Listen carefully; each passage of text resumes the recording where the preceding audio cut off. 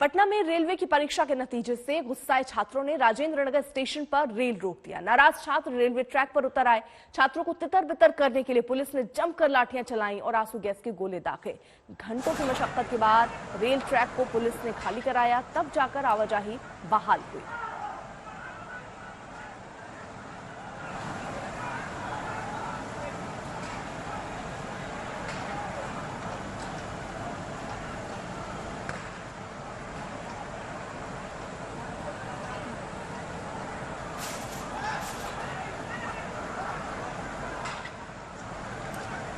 तो पुलिस को लाठीचार्ज करना पड़ा। वहां पर स्थिति पर नियंत्रण पाने के लिए ये तस्वीरें हम आपको दिखा रहे हैं।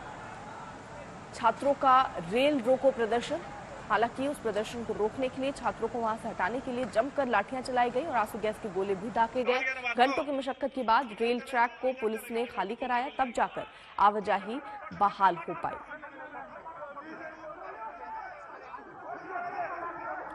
तो पटना की तस्वीरें, जहां रेलवे की परीक्षा के नतीजों से गुस्साए छात्रों ने राजेंद्र नगर स्टेशन पर रेल रोक दिया।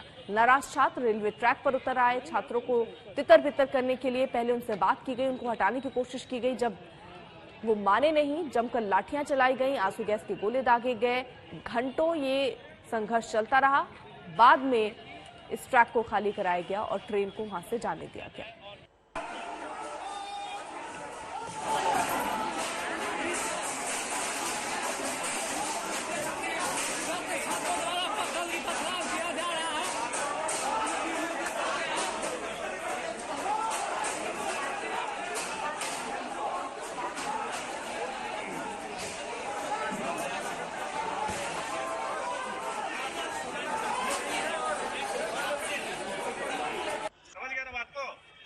इधर चलेंगे और इधर चलेंगे, इधर तक घूम के मिल जाएंगे।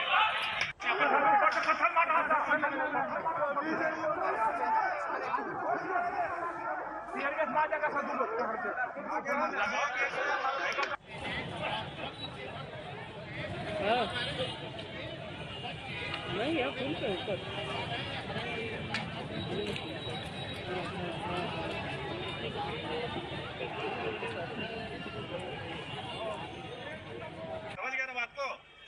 इधर चलेंगे और इधर चलेंगे, इधर तक घूम के मिल जाएंगे।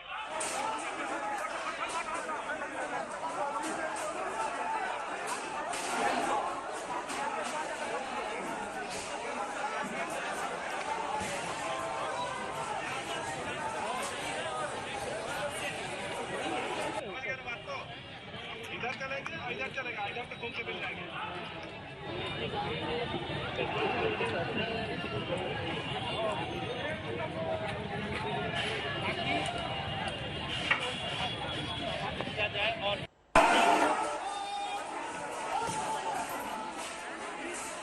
तो छात्र इस बात से नाराज थे कि जिस तरीके के रिजल्ट आए, छात्रों ने रेल वहां रोक दी, जिसके बाद भारी तादाद में सुरक्षा बल वहां पहुंचा।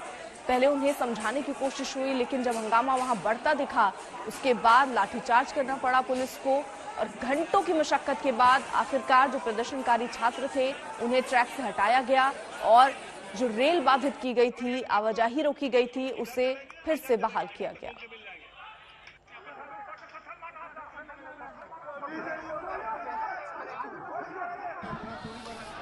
रेलवे बोर्ड का एग्जाम हुआ है जो, उसको लेकर के कुछ स्टूडेंट्स हैं, बच्चे हैं जो कि यहाँ राजेंद्र नगर रेलवे स्टेशन पर पटरी पर बैठे हुए हैं।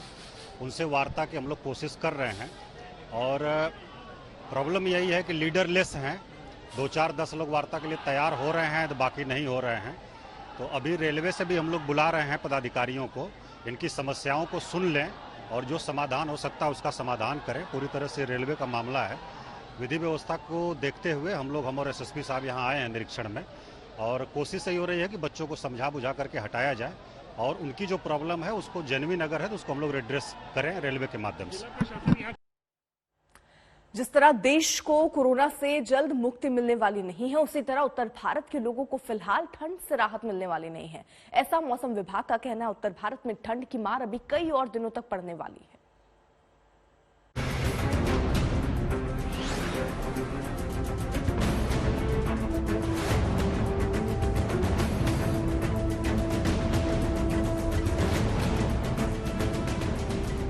उत्तर भारत के लोगों के मन में ये सवाल उठ रहा है कि बर्फबारी, शीतलहर और कोहरे में क्या कमी रह गई थी कि बारिश ने ठंड को और बढ़ा दिया।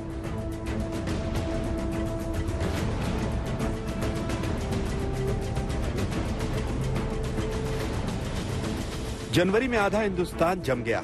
पहाड़ों पर जबरदस्त बर्फबारी हो रही। जम्मू कश्मीर में पारा -7 डिग्री तक लुढ़क गया है, तो वहीं उत्तराखंड में चुनावी गर्माहट के बीच पहाड़ों पर भारी बर्फबारी ने मुश्किलें बढ़ा दी। इसके अलावा पंजाब, दिल्ली, उत्तर प्रदेश में बरसात और घने बादलों ने सूर्य के दर्शन दुर्लभ कर दिए हैं। ऊपर से मौसम विभाग चेतावनी दे रहा है कि अभी ठंड बाकी है। जनवरी 2022 में इतनी बरसात हुई है कि फिलहाल ठंड से राहत मिलने वाली नहीं है। सर्द जनवरी ने इस बार भिगोने के सारे रिकॉर्ड तोड़ दिए हैं और मौसम विभाग तो यहां तक कह रहा है कि इस बार जनवरी में ऐसी बरसात हुई है जिसने 10 साल, 20 साल, 50 साल नहीं 122 साल का रिकॉर्ड तोड़ा है। 1901 में आखिरी बार ऐसा हुआ था जब जनवरी में इतनी बरसात हुई थी और खासकर पश्चिमी विक्षोभ पिछले कुछ दिनों में जो लेकर के बरसात आया, बीती रात जो देर तक बरसात हुई, उसके चलते 88 ml तक बरसात रिकॉर्ड की गई है। जबकि पिछले कुछ सालों में जनवरी में जो बरसात भी हुई है 2 mm, 4 mm, 5 mm तक होती रही। मौसम विभाग के मुताबिक इस बार जनवरी 2022 में हुई बरसात ने पिछले 122 सालों का रिकॉर्ड तोड़ दिया है। इससे पहले 1995 में जनवरी महीने में 69 मिलीमीटर बारिश हुई थी। उससे पहले 1989 में कुल 79 मिलीमीटर बारिश हुई थी, जबकि इस साल में जनवरी में 88 मिलीमीटर बारिश ने सारे रिकॉर्ड तोड़ दिए हैं। January 2022 is the highest rainfall in last 122 year. 122 साल का रिकॉर्ड तोड़ दिया। It has crossed all the earlier total, and 80.2 is very, because the January month, if you see in 2019 or 20, 4 millimeter only. 25 जनवरी के बाद उत्तरी हवाएं मजबूत होंगी जब हिमालय से ठंडी हवाएं मैदान की ओर आएंगी। इसके बाद 26 जनवरी से कोल्ड वेव की शुरुआत होगी। मौसम विभाग ने 26 और 27 जनवरी के लिए कोल्ड वेव अलर्ट भी जारी किया है। हालांकि 26 जनवरी यानी गणतंत्र दिवस के मौके पर दिल्ली एनसीआर वालों को राहत इतनी मिलेगी कि थोड़े कोहरे और बादलों के बावजूद आसमान साफ होगा और जश्न में आए लोग आसमान में वायुसेना के करतब देख सकेंगे। इस बार 75 विमानों का ऐतिहासिक फ्लाई पास्ट होने वाला है। उत्तराखंड में आज भारी बर्फबारी के लिए अलर्ट जारी किया गया है। उत्तर प्रदेश, बिहार और बंगाल में बारिश हो सकती है, लेकिन दिल्ली एनसीआर समेत उत्तर भारत के मैदानी इलाकों में लोग फिलहाल कड़कड़ाती ठंड का सामना करने के लिए तैयार हैं। आशुतोष मिश्रा के साथ आज तक ब्यूरो। समाजवादी पार्टी ने भी अपने उम्मीदवारों की नई सूची जारी कर दी। कल 159 प्रत्याशी के नाम घोषित किए गए और इस सूची में अखिलेश यादव, शिवपाल यादव, आजम खान और उनके बेटे अब्दुल्ला आजम का भी नाम है। अखिलेश यादव करहल से चुनाव लड़ेंगे, रामपुर से आजम खान चुनाव लड़ेंगे, जबकि उनके बेटे अब्दुल्ला आजम स्वार सीट से मैदान में होंगे। इसके अलावा नकुर से धर्म सिंह सैनी, सहारनपुर देहात से आशु मालिक, कैराना से नाहिद हसन को टिकट दिया गया है। मांड से संजय लाठर, बरेली कैंट से सुप्रिया एरेन, अखिलेश यादव के चाचा शिवपाल यादव जसवंत नगर से चुनाव लड़ेंगे।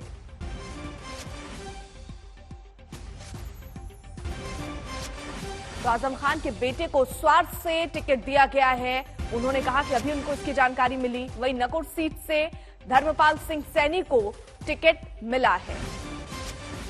योगी सरकार में मंत्री थे धर्मपाल सिंह सैनी, वही मंत्री जिन्होंने छोड़कर समाजवादी पार्टी का हाथ थामा। वहीं कुरंदकी के सफीकुर रहमान बर्क के पोते को भी टिकट मिला। जसवंत नगर से शिवपाल सिंह यादव को टिकट देने की घोषणा हो गई है।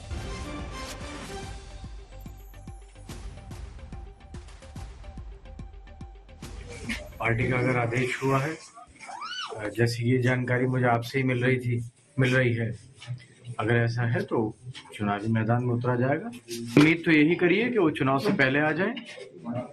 और रामपुर शहर की जहां तक बात है, ये वो विधानसभा सीट है जहां नारा लगा था आजम बनाम वजीर आजम।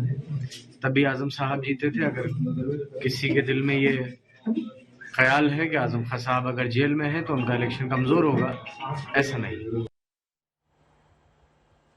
समाजवादी पार्टी की सूची पर बीजेपी और एसपी में ठन गई। बीजेपी ने अपराधियों को टिकट देने का आरोप लगाया तो समाजवादी पार्टी ने पलटवार किया। देखिए, एक बात साफ होती जा रही है जो हम लोगों ने कहा कि समाजवादी पार्टी गुंडों की पार्टी है, वो सिद्ध भी कोई कर रहा है तो अखिलेश यादव ही कर रहे हैं। जिस प्रकार से टिकट वितरण कर रहे हैं, जिनको बेल नहीं मिल सकती, सुप्रीम कोर्ट रिजेक्ट कर रहा है, आजम खान उनके बेटे हो, उनको भी वो टिकट दे रहे हैं। ये साफ हो रहा है कि जिस दिशा में अखिलेश जी चल रहे हैं, वो फिर से चाहते हैं कि उत्तर प्रदेश में गुंडा राज रहे। केवल भारतीय जनता पार्टी को 3 ही कैंडिडेट दिख रहे हैं, और जबकि कितनी बड़ी सूची समाजवादी पार्टी ने जारी की है। ये भाजपा के लोग चुनाव में ध्रुवीकरण करना चाहते हैं, बंटवारे की बात, नफरत की बात, इसके अलावा कुछ नहीं, क्योंकि इनके पास अपना कोई काम गिनाने को नहीं है। बीजेपी के जितने भी मंत्री और मुख्यमंत्री से लेकर के उप मुख्यमंत्री रहे जिन्होंने भ्रष्टाचार किया है, सब समझ रहे हैं कि 10 मार्च के बाद उनकी असली जगह कहां है। यूपी में लड़ाई एसपी बनाम बीजेपी हो चुकी है। मुद्दा कोई भी हो, दोनों पार्टियों ने मैदान पर पूरा जोर लगा दिया है। अब इस जंग में कोरोना की एंट्री हो चुकी है। जहां एसपी ने अमित शाह के डोर टू डोर कैंपेन की भीड़ पर सवाल खड़े किए और चुनाव आयोग का दरवाजा खटखटाया, वहीं बीजेपी भी अपने एंगल से अब समाजवादी पार्टी को घेर रही है।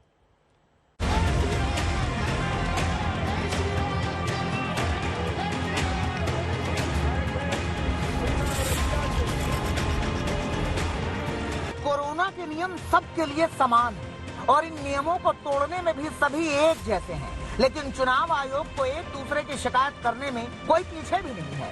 एक दूसरे के चुनावी कार्यक्रम में भीड़ पर सवाल उठाने की इस परंपरा को अब समाजवादी पार्टी ने आगे बढ़ाया है, जिसके निशाने पर है कैराना में अमित शाह का डोर टू डोर कैंपेन। निर्वाचन आयोग ने जो गाइडलाइंस दी हैं और जो इस समय कोविड-19 की गाइडलाइंस हैं, दोनों के खिलाफ काम हुआ है। तो चुनाव आयोग को यह तय करना है कि क्या चुनाव आचार संहिता सिर्फ समाजवादी पार्टी के लिए या दूसरे दलों के लिए या भारतीय जनता पार्टी के नेताओं के लिए भी है। इसलिए समाजवादी पार्टी ने आपत्ति की है। जिस कैराना से बीजेपी ने पश्चिमी यूपी में अपने मिशन का शंखनाद किया, कैराना की गलियों में Amit Shah door to door campaign करने पहुंचे, वो कैंपेन अब समाजवादी पार्टी को हजम नहीं हो रहा। उसे दिख रही है कोरोना के नियमों की अनदेखी, उसे दिख रहा है चुनाव आयोग का पक्षपात। समाजवादी पार्टी कार्यालय में जो भीड़ हुई उस पे एफआईआर है, अभी तक फोर्स लगी है। क्या अमित शाह के खिलाफ एफआईआर हुई? यही तो मांग है हमारी कि अमित शाह के खिलाफ भी एफआईआर करे चुनाव आयोग। समाजवादी पार्टी अब अमित शाह के कैंपेन को मुद्दा बनाकर चुनाव आयोग के दरवाजे पर पहुंची है, जहां अमित शाह के खिलाफ शीघ्र एक्शन लेने की मांग की गई है। शिकायत में यह भी कहा गया है कि आयोग ने प्रचार के लिए डोर टू डोर कैंपेन की अनुमति तो दे रखी है, लेकिन उस दिन तक सिर्फ 5 लोगों की टोली को इसके लिए अनुमति थी। शनिवार से आयोग ने इस संख्या को बढ़ाकर 10 कर दिया, जबकि शामली के कैराना कस्बे की तंग गलियों में अमित शाह के डोर टू डोर कैंपेन के दौरान 10 से कई गुना ज्यादा लोगों की भीड़ उमड़ पड़ी थी। अमित शाह की रैली पर सवाल खड़े हुए तो जंग आर पार की हो गई। बीजेपी ने समाजवादी पार्टी को आईना दिखाने में जरा सी भी देर नहीं लगाई। सबसे पहले तो उन्हें अपने उस नोटिस का जवाब देना चाहिए जो उन्होंने अपने कार्यालय में किया था, जिस तरह से बड़ी भीड़ और बड़ी तादाद में आप सबने दिखाया था, और उस पर संज्ञान लेते हुए चुनाव आयोग ने इनको नोटिस किया है। तो ये खींच मिटाने के लिए वहां पर जो कोविड का प्रोटोकॉल हमारा है, उस प्रोटोकॉल के तहत ही सारा काम हम लोग करते हैं। हम संस्कारी लोग हैं, भारतीय जनता पार्टी संस्कारी पार्टी है, हमारा एक एक कार्यकर्ता संस्कारी है। हम किसी भी प्रोटोकॉल का उल्लंघन नहीं करते। हम माननीय न्यायालय का भी सम्मान करते हैं, चुनाव आयोग के भी निर्देशों का पालन करते हैं।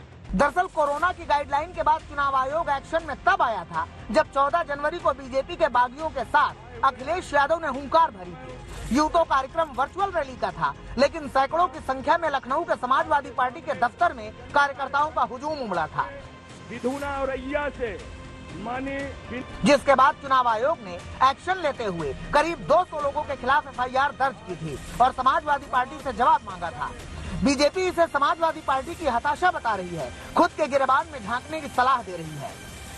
दरअसल हार उन्हें दिख रही है। ये सारी चीजें ये दर्शाती हैं कि अभी चूंकि नहीं कह सकते कि ईवीएम खराब है या ईवीएम से खेल हो गया, तो अभी तो ईवीएम पर भी, अभी चुनाव आयोग पर ही आरोप लगा रहे हैं। जब चुनाव हार जाएंगे तो ईवीएम और चुनाव आयोग दोनों पर आरोप लगाएंगे। वो तो उनका काम ही आरोप लगाना है, क्योंकि उन्होंने कुछ किया नहीं उत्तर प्रदेश में। दरअसल अखिलेश यादव लगातार कोरोना की गाइडलाइन को लेकर चुनाव आयोग पर सवालिया निशान खड़े कर रहे हैं। अखिलेश आरोप लगा रहे हैं कि चुनाव आयोग ने केंद्र सरकार के इशारे पर कोरोना गाइडलाइन के नियम तैयार किए हैं। कोई मास्क नहीं लगाया था, सब कोरोना फैला रहे थे।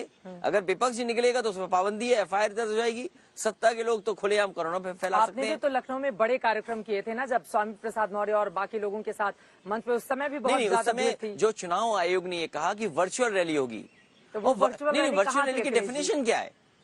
वर्चुअल रैली की डेफिनेशन क्या है? तो वर्चुअल रैली की डेफिनेशन क्या है? वर्चुअल रैली की कोई डेफिनेशन नहीं थी, आपको बताया नहीं गया था, कोई परिभाषा नहीं। और दूसरा, धारा 144 नहीं लागू थी उस समय। अगर धारा 144 लागू होती और वर्चुअल रैली कैसे होगी इसका पूरा पता होता तो शायद ये काम नहीं करते। अब उन्होंने कहा कि 300 लोग कर सकते हैं, और फिर नेता जब तक सामने लोग न हो, माइक न हो, तो कैसे भाषण देगा? बहरहाल सियासत चरम पर है। चुनाव आयोग से ज्यादा नजर अब पार्टियों के विरोधियों के प्रचार में है। नियम कोई मानने को तैयार नहीं है। हर पार्टी कोरोना के नियमों की अनदेखी कर रही है, लेकिन सवाल विरोधियों की अनदेखी का है। सवाल विरोधी के गाइडलाइन के उल्लंघन का है। सब आईना लेकर खड़े हैं जो विरोधियों को दिखाया जा रहा है।